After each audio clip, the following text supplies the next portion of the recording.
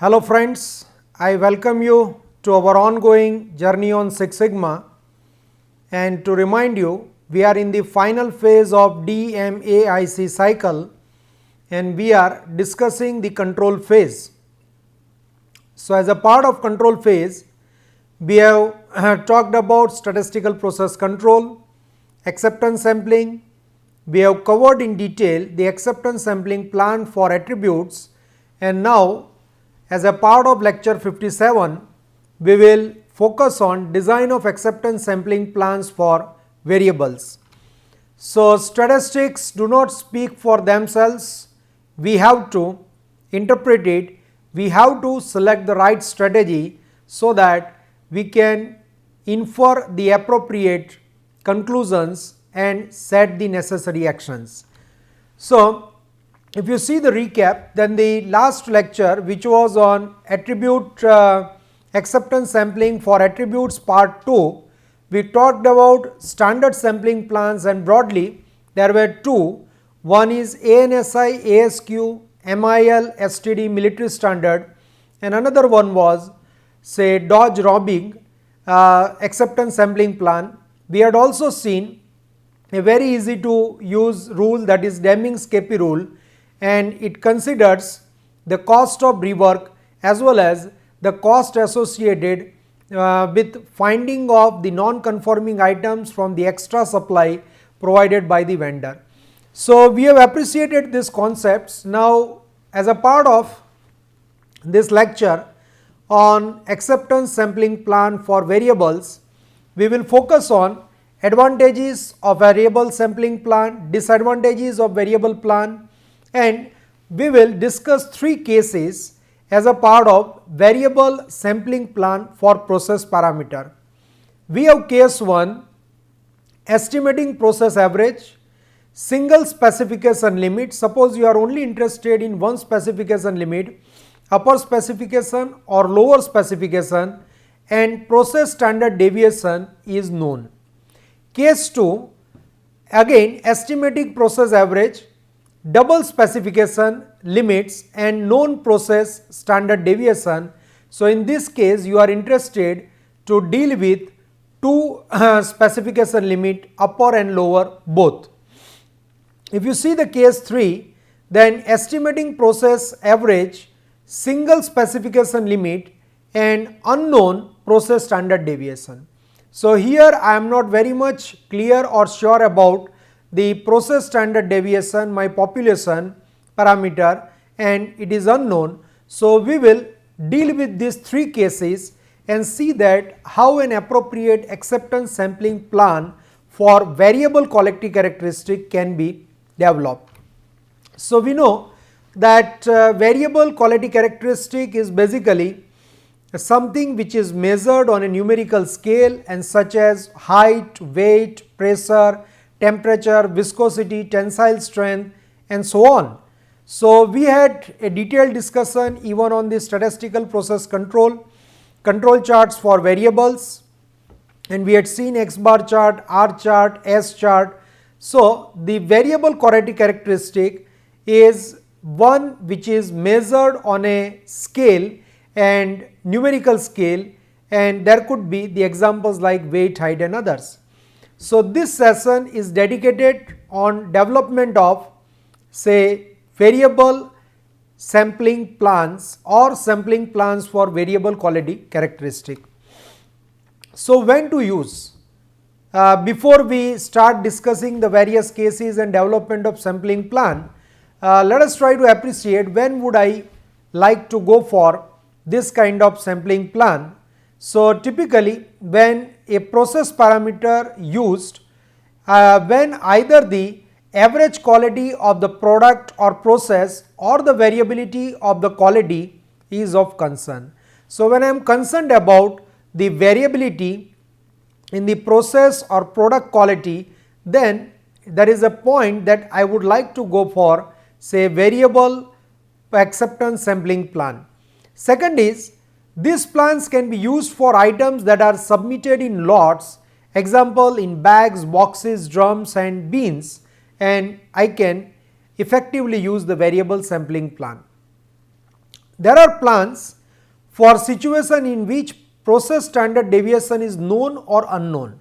So, I may encounter both the situation and I can effectively use variable sampling plan for any situation where process standard deviation is known or it is unknown.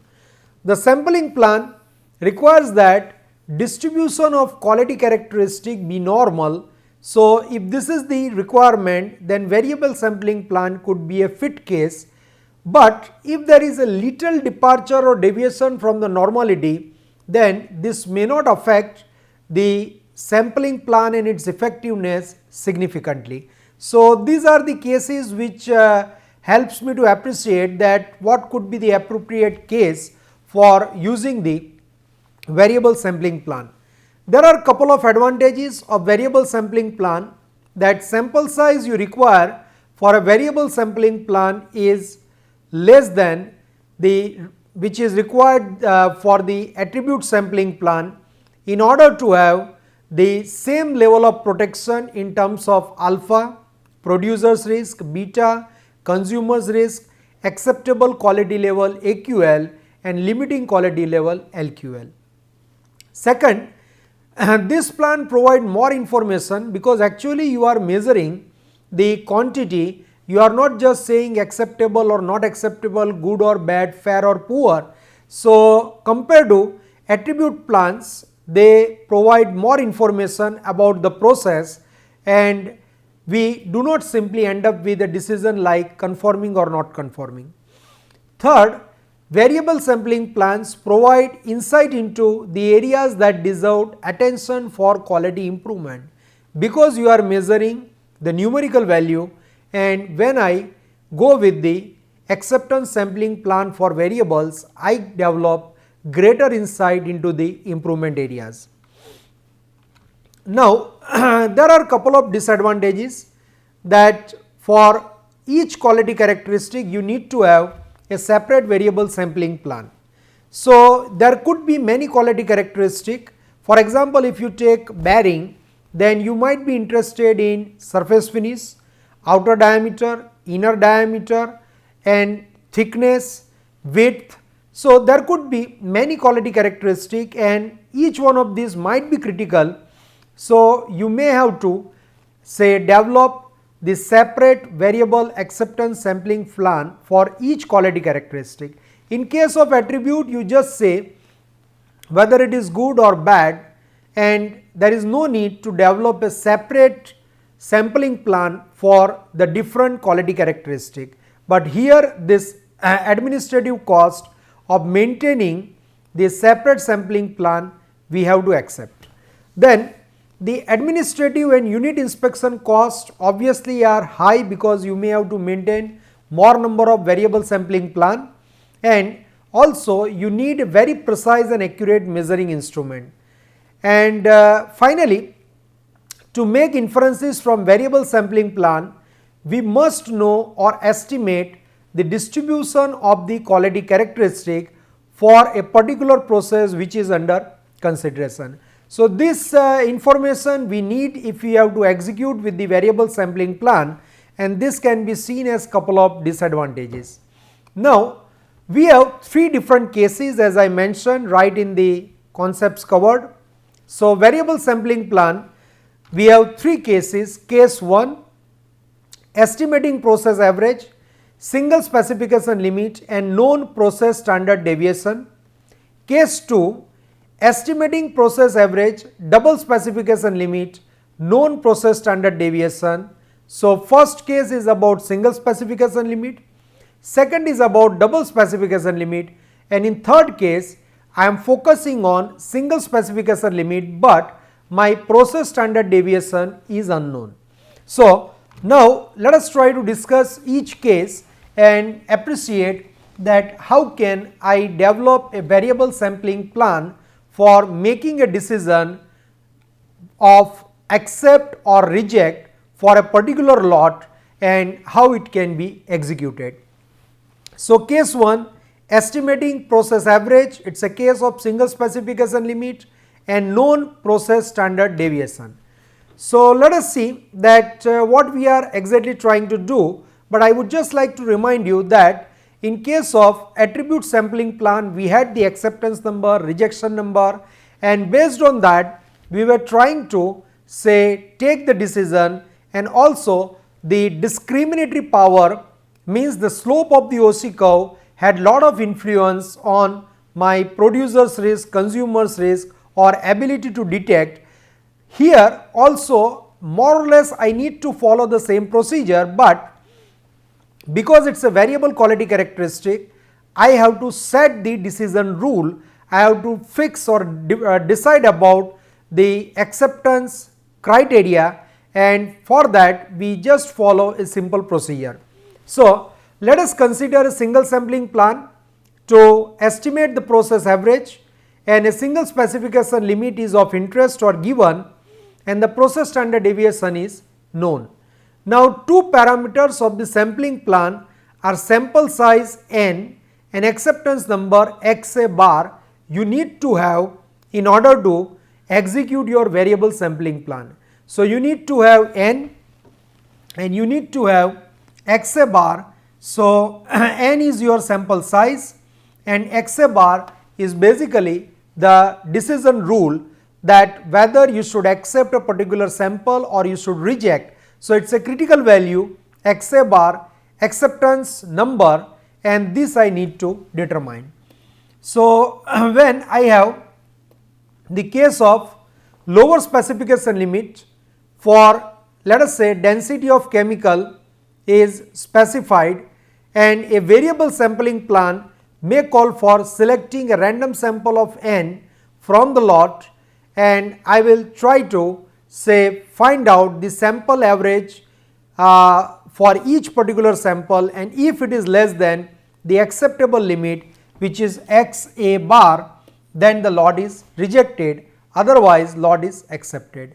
I am referring the case of lower specification limit, and hence my decision rule goes like this. So, lower specification limit means anything which is falling below lower specification is of no use, it will simply be scrapped, it will be rejected.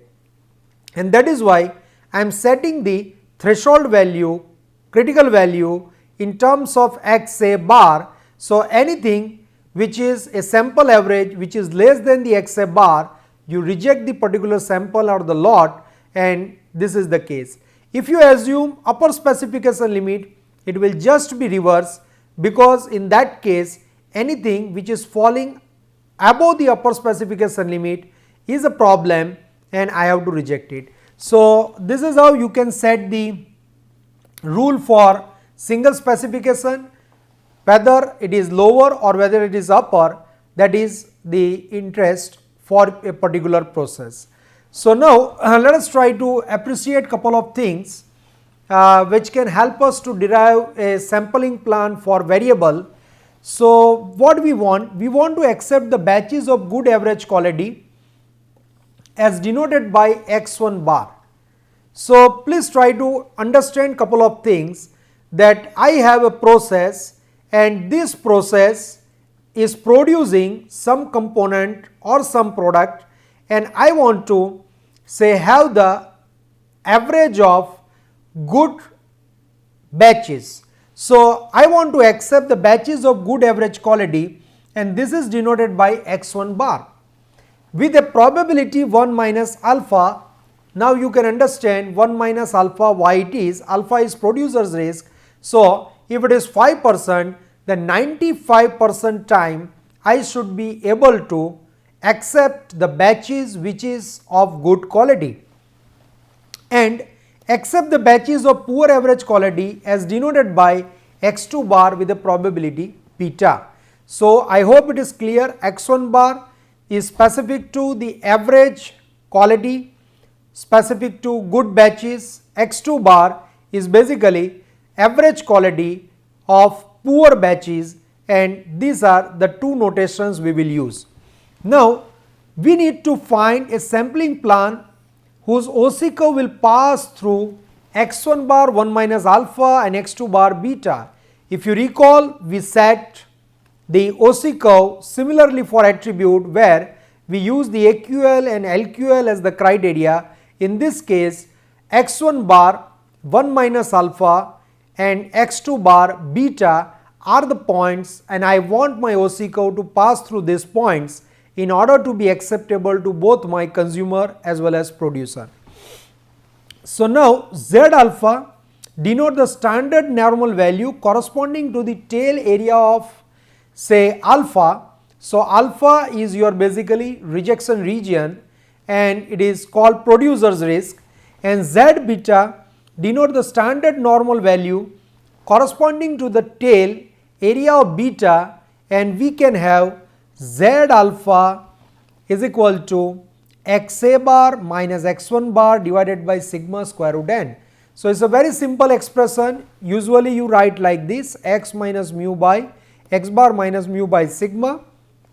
Here this is replaced by xa bar. This mu is basically replaced by x1 bar, and x1 bar is basically the average quality of good batches, and sigma is replaced by sigma by square root n because I am going by central limit theorem. Same way you can have the expression for Z beta. So xa bar minus x2 bar divided by sigma square root divided by square root n. So once you have appreciated this, then you can very well see that what exactly I want to say. Now here what do you see? You see x1 bar, and I would like to remind you that my interest is in developing a sampling plan, variable sampling plan with one specification limit, and here I am bothered about the lower specification limit. So now just see that what is happening. Forget about this particular curve, just forget, focus on this, and this is my average quality for good batches or good lots, and in this case I have this much alpha. So if it will fall below this, then it would be reject. Now just see, I have set here xa bar, this is basically xa bar. So xa bar is my threshold limit. Anything which is going below for a lower specification case is of reject. So this is my alpha, this is basically my xa bar. Now when I look at the other process, this one, now what you see here, this is x1 bar, this is x2 bar. So what is x2 bar? It's the same process, no change in process, but a process can produce the good quality lots as well as a process can produce bad quality lots. So x2 bar is the average quality specific to the bad quality lots, poor quality lots, and you can see that there is some shift in my process. So let us say with respect to lower specification limit, I am finding that this is the x2 bar which has got shifted towards the lower specification limit, and x2 bar is the average quality for the poor quality batches, and when you see this you will find that this is my beta. When you see both the curve, when there is a shift in the process, you will say that this is beta. It means when there is a shift, we have already discussed this concept, when there is a shift in the mean value of the process, then the area which falls in a particular acceptance zone, I will consider that as the beta. This is type 2 error.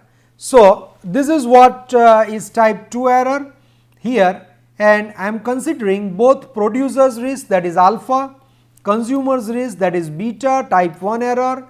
This is type 1 error, this is type 2 error, and I would like to develop my acceptance sampling plan considering both. So we have the case in figure where Z alpha will be negative and Z beta be positive, as you have seen from the figure.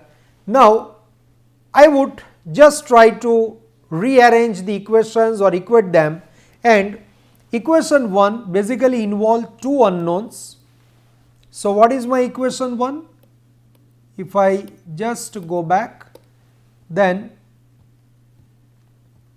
I have this equation 1, this is equation 1, and when I see my equation 1, it has two unknown xa bar and n. So, if I solve these two equations, then I can easily get the expression for n, which is z beta minus z alpha into sigma divided by x1 minus x2 whole square. I can use the form of n in equation 1 and equation 2, which gives me the acceptance limit, which is the threshold point, critical point, and I need to compare the average of each sample with respect to this decision criteria xa bar. So, I will get the expression like z beta x1 bar, z alpha x2 bar, z beta minus z alpha. So, once you have these expressions, you can very easily design the plan. Let us see an illustrative example. Say ammonia nitrate is shipped in 500 kg bags. The lower specification for the concentration of nitrogen is 13%. The distribution of the concentration of nitrogen is known to be normal. With a standard deviation of 1.5%, find a variable sampling plan that satisfies the conditions. A. Batches with a mean 2.5 standard deviations above the lower specification limit should be accepted with a probability alpha point or 1 minus alpha 0.95 or alpha 0.05.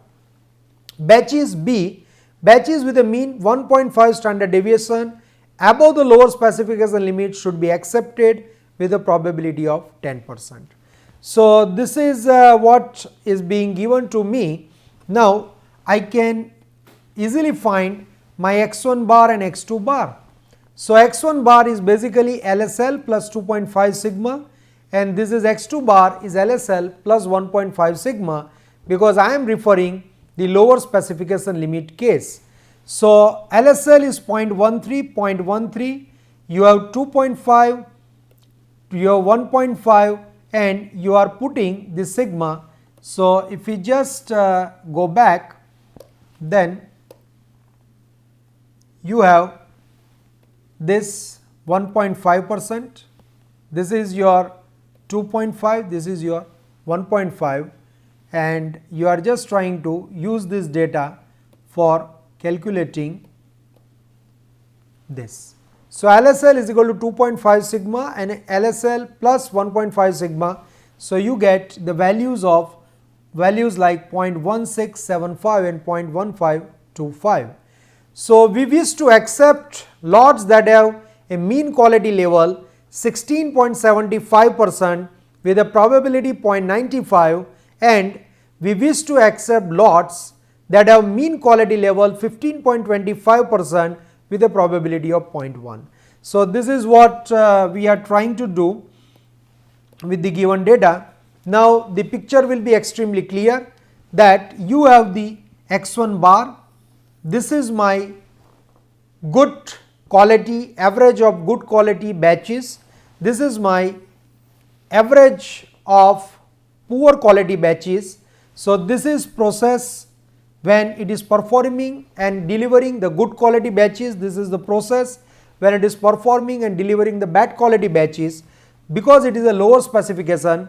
So, this is your alpha and this is typically your beta, and I have already computed x1 bar and x2 bar. So, this is the x1 bar and x2 bar. Now, xa bar is the deciding criteria that will help me to analyze. So, what you do? We have 1 minus alpha 0.95, x1 bar, beta, x2 bar, z alpha, you can refer the normal table and get it, z beta you can get it, and then you can put all the values in n. So, you will get n is equal to 9. Now, when you substitute the values in the expression of xa bar, you will get 0.1591, and here this sets the decision rule. So, what it says that you have collected the data, let us say. Now, just take the first 9 and consider that as a sample, because you have sample size 9. Take the average and compare it with your xa bar. So if let us say the sample average concentration of nitrogen is found, and if the sample average is less than 0.1591 or 15.91%, it is rejected. I am referring the lower specification. Anything which is below less than this limiting criteria, my critical value, that is 0.1591, I should reject. So this is a very simple system by which you can design the variable sampling plan with a single specification limit. Now let us see the case 2. Here my focus would be on considering the double specification limit, but the remaining procedure will remain as it is. So I hope there would not be much difficulty. So let us try to see that now here I have x1 bar is the level of good quality of the process average. I am considering both upper and lower specification limit. Now the level of poor quality or the process average is given by two values, x2L bar and x2U bar, and the associated consumer risk is beta. So when it is a poor quality, you always talk about the consumer risk, because my consumer is at risk if the poor quality lot is accepted. Now what I have done here, that I have separated out my entire reading, my data into x1 bar and x2 bar. So x1 bar is the level of good quality of process average, and x2 bar is basically divided into lower and upper. So I have the two levels of poor quality for the process average. So these are the two values. Now I want my OC curve to pass through the points like x1 bar 1 minus alpha, x2L bar beta, and beta x2U bar. So I must understand that what are the points from which my OC curve will pass.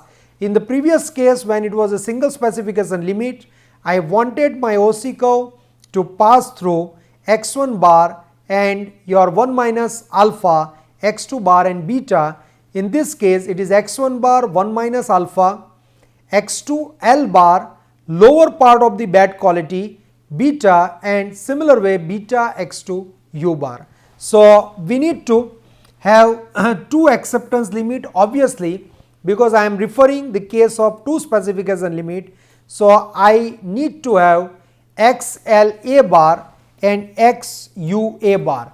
In the previous case I had only one deciding criteria, that was XA bar. Here I need two in order to see that what is that range within which my particular quality characteristic reading should fall. If it is falling below it or above it, because it is a two specification limit case, it will be rejected.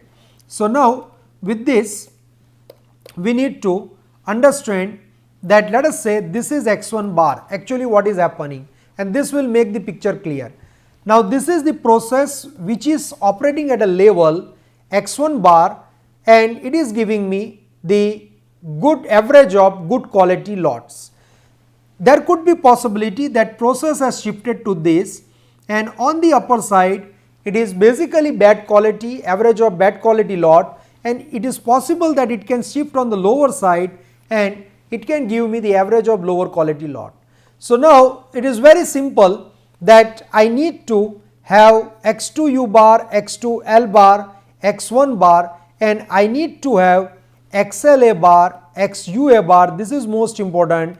It is my deciding criteria, and once I have this, I will only accept the product which falls within this range.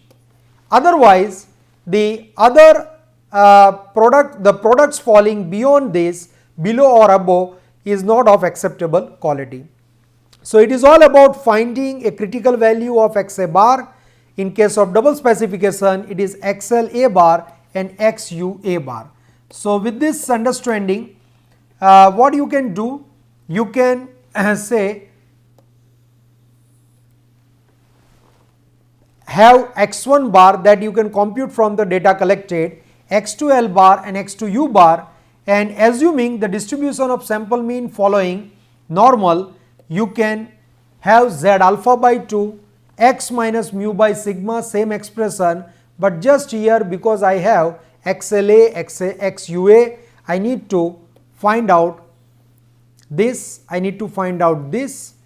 Also, I would like to find out the minus side. So, minus Z alpha by 2 and minus Z beta. So, this would give me the expressions for a case where two specification limits are considered. So, Z alpha by 2 and beta are the standard normal variate that you can refer from the normal table for alpha by 2 and beta, and these are three unknowns. So, in the previous case I had sample size and XA bar unknown. Here I have XLA bar and XAU bar and three unknowns. So, let us see the illustrative example.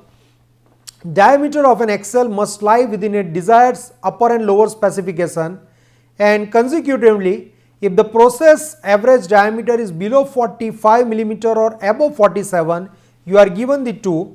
The desired probability of lot acceptance is 0.1. Let the producer's risk be 0.05 and the process standard deviation of the XL is known, that is 0.6. Find the variable acceptance sampling plan.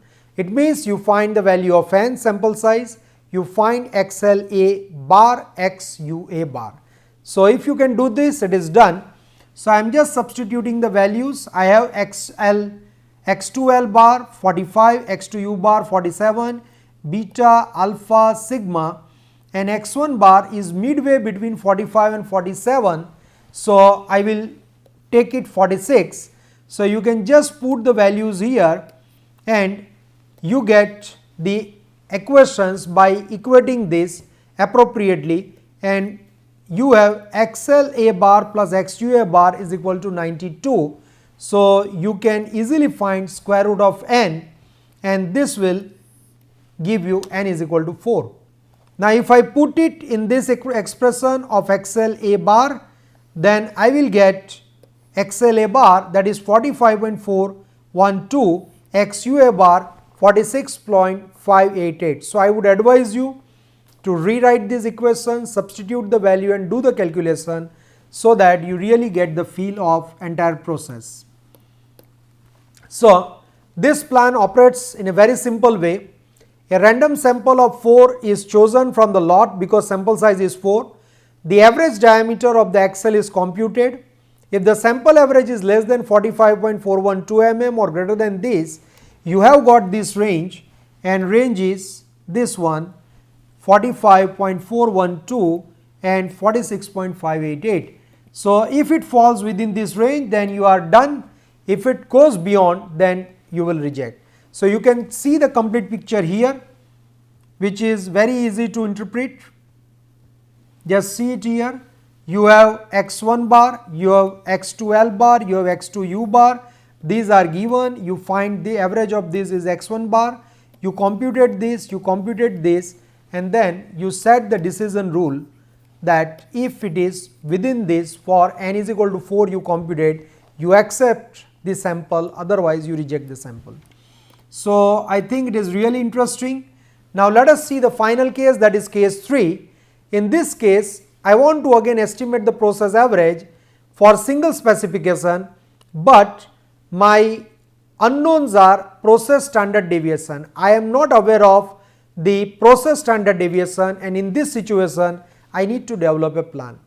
So, you need to find the distribution of the characteristic which is normal, and the sample variance can be computed like this: sigma xi square minus sigma xy whole square divided by n minus 1. This is the standard expression for finding the standard deviation or variance of the sample.